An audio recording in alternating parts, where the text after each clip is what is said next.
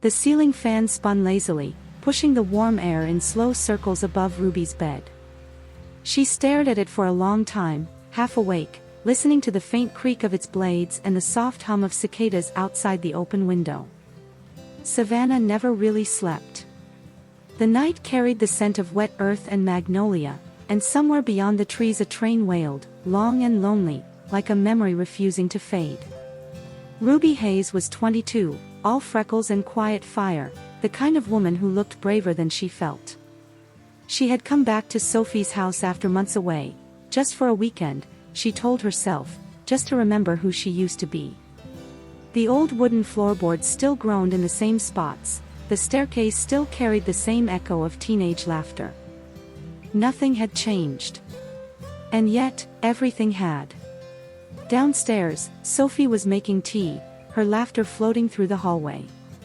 Sophie was light incarnate, honey blonde hair in a messy bun, a t-shirt with paint on it, and a habit of talking with her hands as if words alone could never contain her. She and Ruby had been inseparable since grade school, two halves of the same mischief.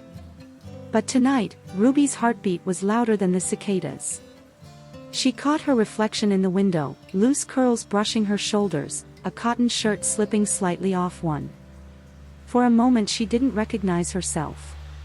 She thought of John, Sophie's older brother, the boy who used to borrow his dad's guitar and sit on the porch pretending not to look at her. He'd been awkward and kind, always watching her with a devotion she didn't know how to return. Then he'd left for college, and letters stopped coming. The silence that followed had felt like a door quietly closing. Now, years later, Sophie had mentioned offhand that John was coming home. She prefers Johanne now, Sophie had said, stirring sugar into her coffee. You'll see. She's different. Happier. The words had hung in Ruby's mind like the low Savannah mist. She hadn't known what to expect, a new person, a stranger, or a ghost reborn. The front door opened just as Ruby reached the staircase. Warm evening light spilled in, catching the floating dust like gold confetti. And there she was. Johanne. Her presence shifted the air itself. She was 25, tall, poised, with chestnut hair that framed her face in soft waves. Her skin glowed with the gentle sheen of southern humidity, her eyes the same storm gray as before, only now they looked fearless. She carried herself with quiet assurance, like someone who had wrestled her reflection and won. Sophie squealed and threw her arms around her. Ruby stood at the foot of the stairs, her pulse stuttering. The scent of jasmine drifted in from the porch, and in that fragrant moment Ruby saw flashes of the boy she remembered and the woman standing before her, merged, radiant, real. Johanne noticed her. Their eyes met, a second too long to be polite. A flicker of recognition, a tiny spark of something unnamed. Ruby, Joanne's voice was low, warm, a little uncertain, like music tuning itself after years of silence. Hey, Ruby said, her voice catching on the simplest word. Welcome home. Dinner was easy laughter and familiar chaos. Sophie filled the room with stories and wine. Johanne listened, smiling, her gaze drifting toward Ruby now and then, quick and subtle. The clink of glasses, the soft jazz playing from the kitchen radio, the golden lamplight on Joanne's hair, all of it felt too vivid, as if Ruby's senses had been sharpened by her presence. When Sophie left to take a phone call, silence stretched across the table. Outside, the crickets carried on their endless song. So, you stayed in town? Johanne asked, her fingers tracing the rim of her glass. For now. Savannah has a way of keeping people. It does. Joanne's smile was half sad, half knowing. I missed this heat. The air here feels alive. Ruby nodded, unsure what to say. The air between them did feel alive, dense, almost electric. She caught a glimpse of the small tattoo on Joanne's wrist, a delicate line of ivy curling toward her palm. It suits you, Ruby said before she could stop herself. What does? The new name. The everything. Johanne's eyes softened. Thank you. It took a while to find it. Their hands almost touched on the table, almost. Ruby felt the warmth radiating across the small gap, her breath shallow. A door creaked upstairs, snapping them back into motion. Later, Ruby helped Sophie clean up. The kitchen smelled of lemon soap and burnt sugar. Fireflies blinked lazily through the screen door. When Sophie went to bed, Ruby lingered at the sink, watching Johanne through the reflection in the window. She was standing on the porch, looking out at the night, her silhouette traced by moonlight. Ruby stepped closer, the wooden floor cool beneath her feet. It's strange, isn't it? She said softly, leaning against the doorframe. Coming back to the same house and realizing it's not the same at all. Johanne turned, her expression unreadable. Maybe the house stayed the same. Maybe we're the ones who changed. The night air was thick, scented with rain that hadn't fallen yet. For a moment, neither spoke. Somewhere down the street, a wind chime sang. Ruby took a small step forward, close enough to feel the warmth of Johanne's skin through the humid air. You know, she whispered, almost to herself, I never forgot that summer you tried to teach me guitar. Johanne laughed softly, eyes shining. You gave up after 3 chords. You looked too nervous to correct me. Maybe I was. The words hovered between them like a confession. A heartbeat later, Ruby almost reached out, just almost, to tuck a loose strand of hair behind Johanne's ear. But Johanne turned slightly toward the garden lights, and the gesture dissolved into air. Inside, the old clock in the hallway struck midnight. The sound rolled through the quiet house like a slow tide. Johanne smiled, gentle and distant. Good night, Ruby. Ruby swallowed, her throat dry. Good night. She watched her disappear down the hallway, the soft click of a door closing somewhere beyond the dark. The scent of jasmine lingered long after. And Ruby stood there, hand half raised, wondering when exactly admiration had turned into something she could no longer name. The morning unfolded in gold and hush. Light slipped between the lace curtains of Sophie's kitchen, scattering over the tiled floor where Ruby stood barefoot, pouring coffee. The aroma was deep and nutty, mixing with the faint scent of magnolia drifting from outside. Johanne appeared in the doorway, her hair slightly damp from a shower, a soft white t-shirt clinging to her frame, sleeves rolled up. Morning, she said, her voice still husky from sleep. Ruby turned, startled by how near she was. You're up early. I'm not used to sleeping in anymore. The city trained me otherwise. She smiled, that new, quiet confidence that Ruby still wasn't used to. It wasn't arrogance, it was peace, and somehow that made it even more magnetic. They sat across from each other at the table, spoons clinking gently against mugs. Sophie had gone to a morning shift at the gallery, leaving the house unusually still. Outside, cicadas hummed like static under the sun. Johanne gestured toward Ruby's half-finished toast. Still cutting off the crusts. Ruby laughed, her eyes bright. Some habits die hard. So do people, Johanne murmured, eyes fixed on her cup. Then she looked up, embarrassed by the heaviness of her own words. I mean, people change, but parts of them linger. Ruby studied her for a beat. That's not a bad thing. The silence that followed wasn't empty. It was full, of heat, of memories not yet spoken, of something stirring between two people rediscovering each other from opposite sides of time. Later that afternoon, Sophie texted, could you two pick up the canvases from the gallery? My boss is freaking out. Ruby grabbed the car keys before Johanne could protest. Come on, veterinarian. Let's rescue some art for a change. Johanne grinned, following her out into the blaze of Savannah's summer light. The air was thick and humming, wrapping them in warmth. As they walked toward the car, Ruby brushed against her arm, a light contact, accidental, but enough to draw a breath from both. The drive downtown was filled with small talk, the kind that isn't small at all. They spoke about cities they wanted to see, the people they used to be, the music they secretly listened to when no one was watching. Ruby learned that Johanne volunteered at an animal shelter during her clinical rotation. Johanne learned that Ruby had given up photography after college, afraid of never being good enough. "That's the saddest thing I've heard all week," Johanne said, glancing at her. "The world doesn't need good. It needs honest." Ruby smiled faintly. "You talk like someone who knows. I had to learn honesty the hard way." A red light caught them in the middle of a street lined with live oaks, the sunlight dripping through Spanish moss. For a moment, everything was still. Ruby could feel the rhythm of her own pulse, the slow stretch of seconds.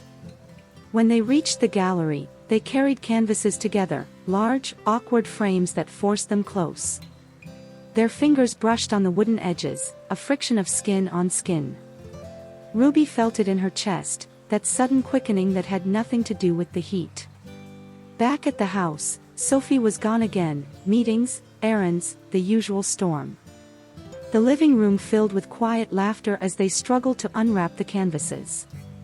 Johanne stepped backward, tripping slightly on a piece of tape. Ruby caught her by the waist before she could fall. Time stopped. Joanne's hands landed on Ruby's shoulders. Ruby's breath caught somewhere between surprise and recognition. The scent of jasmine shampoo. The soft fabric under her palms.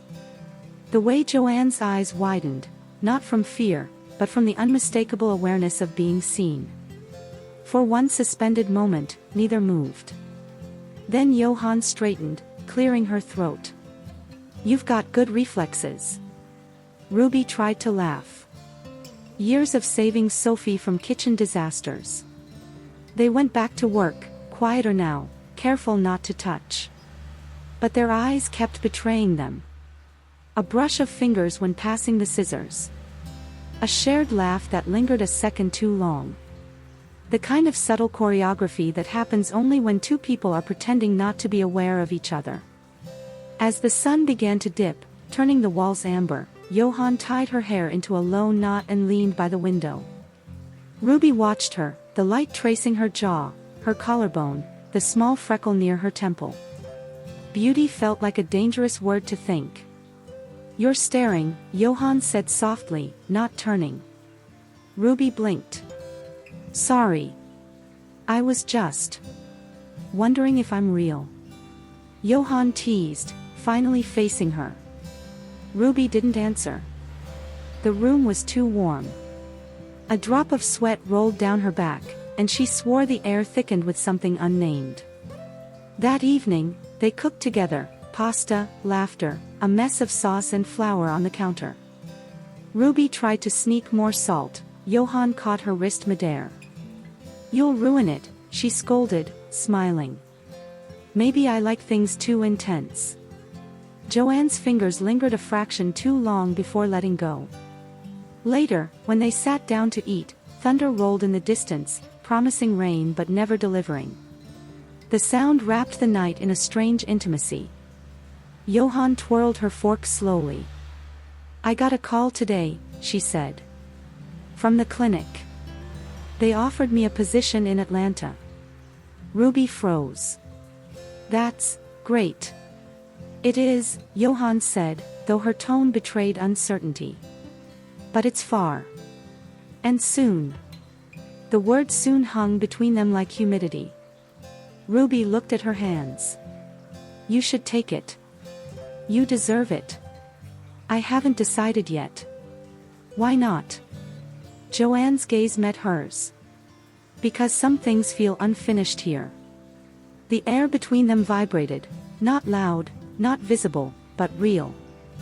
Ruby reached for her glass of water, her fingers brushing Joanne's again. Neither pulled away.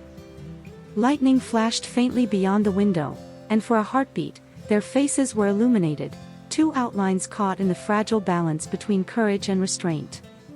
Johanne smiled, almost to herself. "Maybe after Sophie's art event next week, I'll have an answer." Ruby nodded, her pulse echoing in her ears. After the event, then. Johanne stood, her chair scraping softly against the floor. She hesitated, her eyes warm, uncertain. "Good night, Ruby."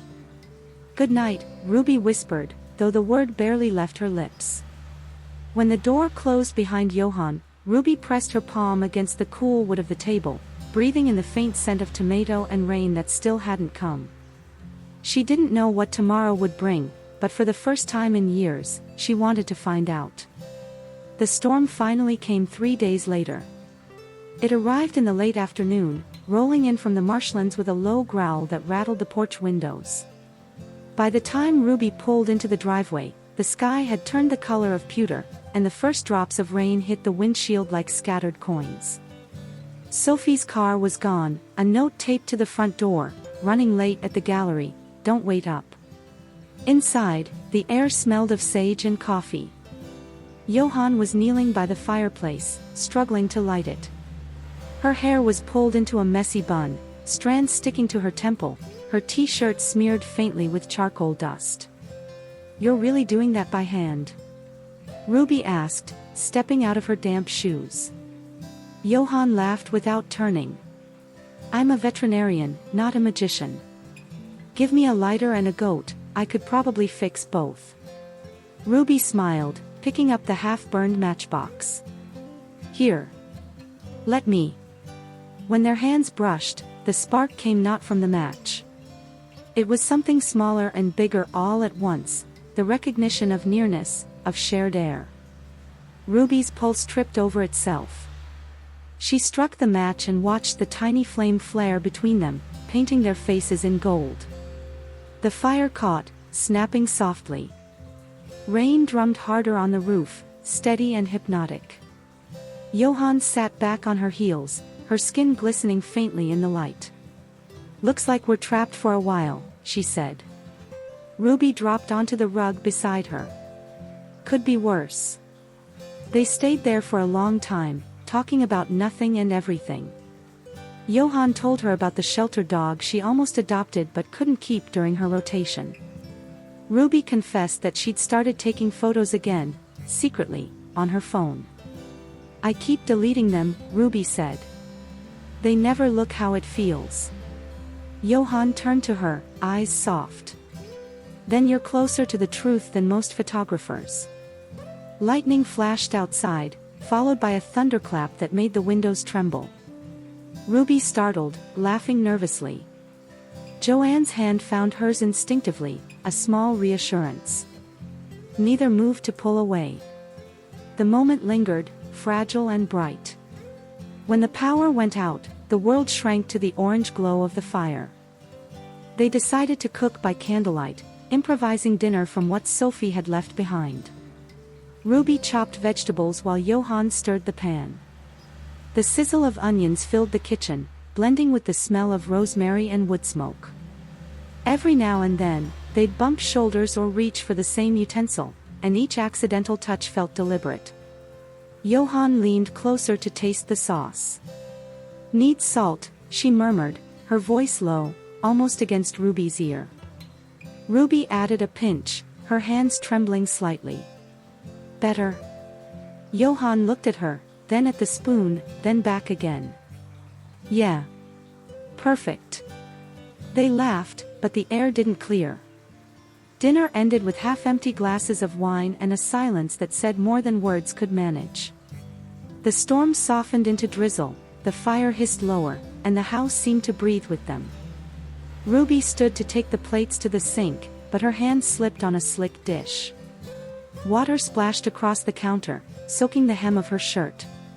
She gasped, instinctively reaching for a towel. Johanne was already there.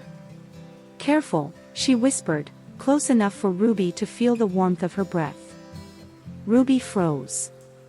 The scent of rain clung to Joanne's skin, mixed with lavender soap. Their faces were inches apart, reflections trembling in the window behind them. Ruby started, but the words caught in her throat. Joanne's fingers brushed her cheek, a feather-light test of permission. Ruby didn't flinch. She tilted her chin up, just slightly, as if the smallest movement could answer a question neither had asked aloud. When their lips met, it was almost nothing, a brush, a breath, a promise. The world outside vanished, reduced to rain and heartbeat. The kiss deepened only by a second, enough for both to realize what it meant. Then Johanne pulled back, eyes wide, chest rising fast. "I'm sorry," she whispered, stepping away. "I didn't mean." Ruby shook her head, her voice barely audible. "You did." Silence pressed between them again. The rain slowed to a mist, a soft ticking on the windows. Johanne turned, gripping the edge of the counter. "I don't know what I'm doing. I can't risk hurting anyone again. Especially not you." "You're not," Ruby said. You're just being human." Johanne laughed under her breath, a sound halfway to a sob. "That's the problem.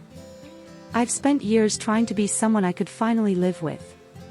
And now you show up, and I start wanting things I told myself I didn't deserve." Ruby took a step forward, her voice steady despite the tremor inside her. "Maybe you do." Johanne turned toward her, and for a heartbeat it seemed they might collide again, drawn by gravity stronger than reason. But she stepped back instead, shaking her head. "I have to leave early tomorrow," Johanne said quietly. "The clinic wants me in Atlanta by Monday. I'll come back for the event, but..." "But what?" Ruby asked, though she already knew. Johanne met her gaze, and the truth was there, raw and unguarded. "Maybe by then we'll both know if tonight was a mistake or the start of something I'm not ready for." The words stung, but Ruby understood. They were both standing at the edge of something terrifyingly beautiful. The fire sputtered one last time, sending a thin curl of smoke into the air. Ruby nodded slowly. "Then after the event," she said. "We'll talk." Johanne hesitated, her silhouette framed by the soft glow of dying embers. "After the event," she repeated, like a fragile vow. She turned off the kitchen light and disappeared down the hall.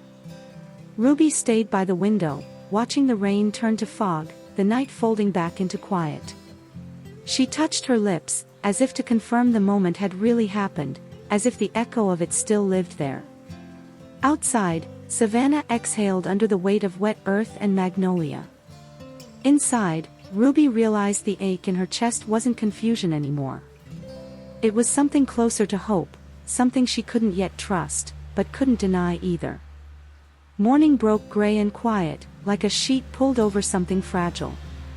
The storm had passed, leaving the streets of Savannah slick and glistening, the smell of wet magnolia rising from the sidewalks. Ruby stood at the kitchen sink, staring out the window. The world looked blurred, as if someone had wiped away part of it and left only memory behind. Her phone buzzed on the counter, a text from Sophie, heading back this afternoon. "You two survived the storm." Ruby typed "we did" and deleted it before sending. She didn't know what "we" meant anymore. Upstairs, she could hear Johanne moving, drawers opening, the faint zip of a suitcase. The sound felt like a slow exhale Ruby couldn't bear to hear. When Johanne came down, she was wearing a denim jacket and holding a travel mug. Her hair was tied back neatly, her face calm in a way that didn't match her eyes. "I didn't want to wake you," she said. "I wasn't asleep," Ruby answered. The air between them felt dense, like the leftover heat from the fire that had gone out hours ago. Neither seemed to know where to look. Johanne set her mug down. "I have to leave before noon. The clinic needs me to start training early." Ruby nodded, fingers tightening around her own cup. "Right." Outside, the sky was still heavy with clouds, the kind that couldn't decide if they were done raining. Ruby wanted to say "don't go," but the words wouldn't come. She wanted to ask what was last night, but even that felt too small for what she felt. Johanne was the first to speak again. "About what happened?" Ruby cut in gently. "You don't have to explain." "I think I do." Joanne's voice trembled, almost imperceptibly. I'm not sure I know how to want something without breaking it. Ruby turned toward her, her pulse loud in her ears. You didn't break anything. Didn't I? Johanne met her gaze, her gray eyes clouded. I've spent so long trying to rebuild my life, to make people see me as I am. I can't afford to lose that.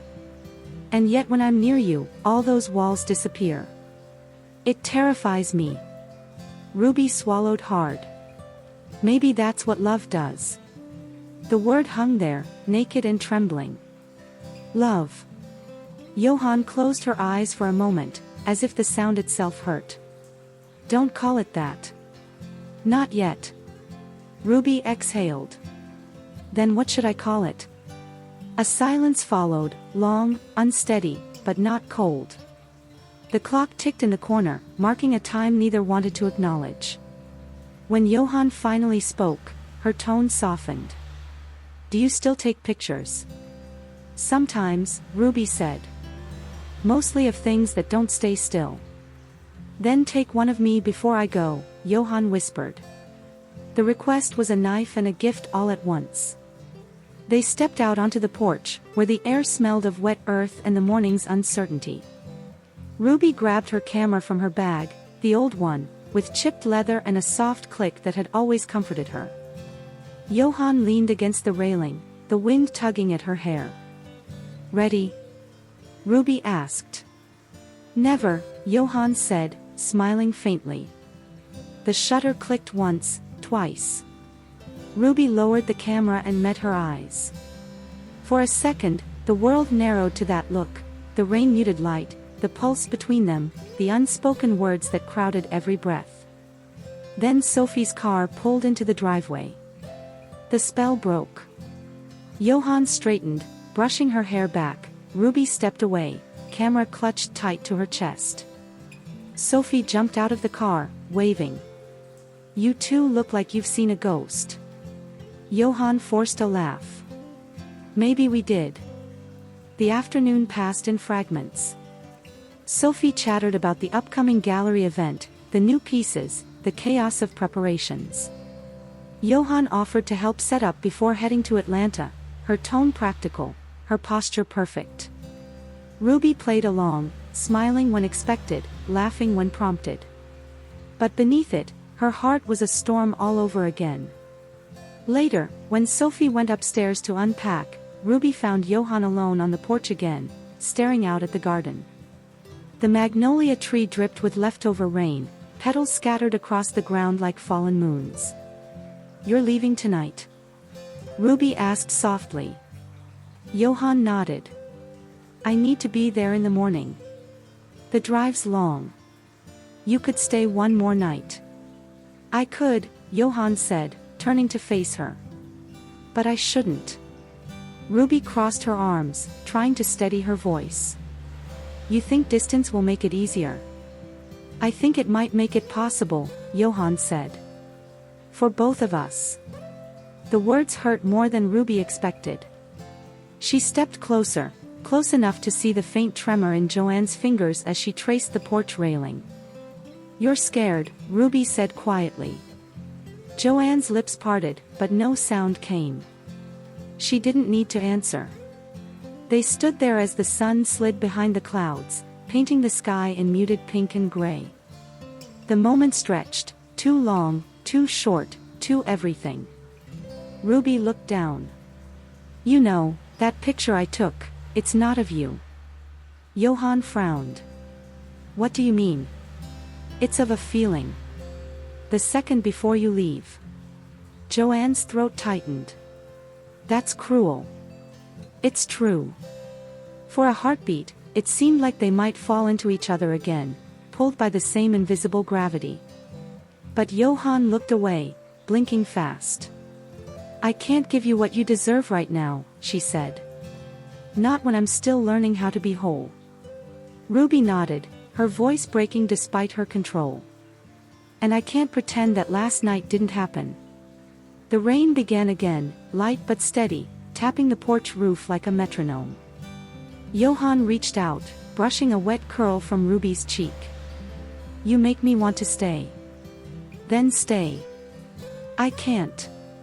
Ruby closed her eyes, letting the sound of rain fill the silence where her answer should have been. When she opened them, Johanne was already halfway to the door. I'll be back for the event, she said, pausing with her hand on the handle. Ruby's voice came out barely above a whisper. I'll hold you to that. Johanne hesitated, a second, a lifetime, then stepped out into the drizzle, the door left slightly ajar. The scent of magnolia followed her into the mist. Ruby watched until the car disappeared down the street. The world seemed quieter afterward, emptier. She leaned against the doorframe, feeling the cool air rush in through the gap. Her camera hung at her side, heavy with the photograph she wasn't ready to look at. In the corner of the living room, Sophie's radio played softly, some old jazz tune that felt too fitting. Ruby picked up her phone, typed a message, "Come back safe." She stared at the words, then deleted them. The screen dimmed. The rain continued. And somewhere between the steady drops and the silence that followed, Ruby realized she wasn't waiting for Johanne to come back. She was waiting to become brave enough to tell her not to leave again. The door stayed open a few inches longer than it needed to. The first morning of the art event dawned warm and shimmering, the kind of Savannah day that smelled like sugar and old paint, where the air carried whispers of both memory and promise.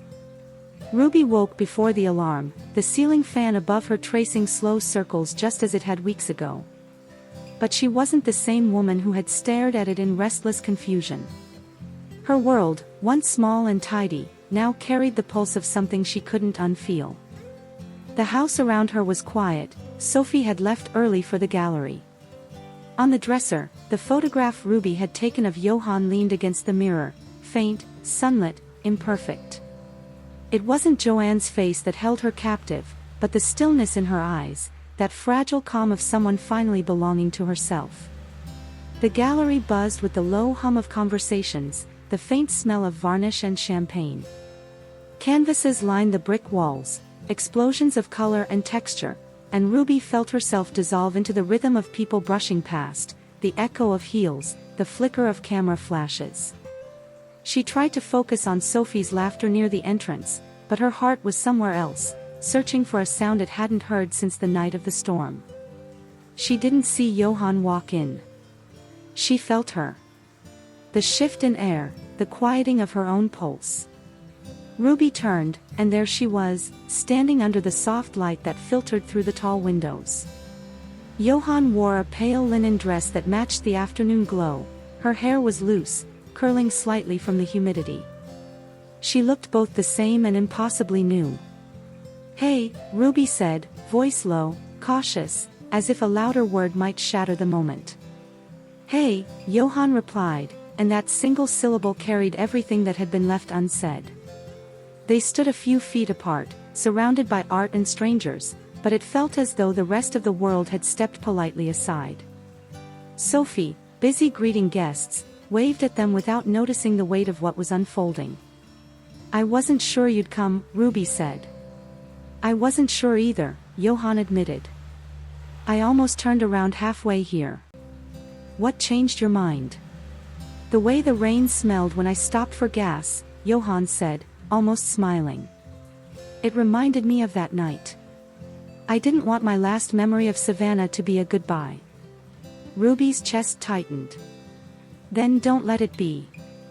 They wandered together through the gallery, stopping at one of Sophie's photographs, a blurred shot of the river after a storm.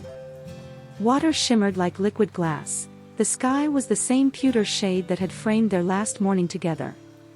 Ruby reached out, her fingers hovering near the print. "She captured it," she whispered. "That feeling of everything about to change." Johanne nodded. "It's beautiful, but it hurts to look at." "Maybe that's what beauty does." They turned to face each other. Ruby could feel the weight of weeks pressing in, the silence, the missed messages, the ache of waiting for something she hadn't dared to name. The music in the background faded into a soft hum. "Atlanta's been good," Johanne said. "Busy." Safe. But quiet in a way that doesn't feel like peace.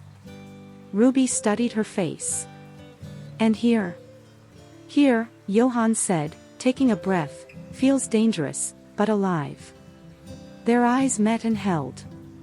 It wasn't the look of people searching for permission anymore, but of two souls remembering what it was like to breathe the same air. After the crowd began to thin, Sophie ushered them out with hugs and laughter, oblivious to the storm brewing in quiet glances. They walked the few blocks back to the house in near silence. The air had cooled, the scent of magnolia and river salt lingering in every breath. When they reached the porch, Johanne stopped. "I don't know what happens next," she said, her voice trembling with honesty. "I don't know if I can be here forever. But I also know that running hasn't made me braver." Ruby looked down, her hand brushing the old camera strap on her shoulder. "Then maybe staying doesn't have to mean forever. Maybe it just means right now." For a long moment, neither moved. Then Ruby stepped closer, close enough to see the faint shimmer of rain still clinging to Johanne's lashes. She reached out, her fingers tracing the line of Johanne's wrist, feeling the familiar warmth pulse beneath the skin. Consent was silent, clear, alive in the shared breath between them. When their lips met this time, it wasn't a question. It was an answer written in heartbeat and light, tender and sure. The kiss was slow, steady, like the calm that follows a long storm. It didn't seek to prove anything, only to exist. The touch of Johanne's hand at Ruby's neck, the gentle press of foreheads after, the small laugh that slipped between them, it all spoke of forgiveness, not just for each other, but for the years they had spent denying what was always theirs to find. They stayed there as the sky deepened to violet, the crickets returning to their nightly song. The porch light flickered once, then steadied. Later, Ruby took Johanne's hand and led her inside, past the hallway that still smelled faintly of sage and summer rain. They didn't speak much. Words felt too fragile for what filled the room. Instead, they sat by the window, shoulders touching, watching the slow dance of shadows across the walls. The air hummed with quiet electricity, the kind that isn't loud but lingers, warm and certain. "I used to think," Johanne said after a while, "that love would make me lose myself again. But with you, it feels like I'm finally seen." Ruby smiled softly. "And I used to think I was afraid of change. Turns out I was just waiting for the right reason to stop hiding from it." Outside, the rain began again, gentle, forgiving. The same rain that had once divided them now seemed to bless their return. Ruby rested her head on Johanne's shoulder. The rhythm of their breathing fell into sync, slow and steady, as if the whole world had found its balance at last.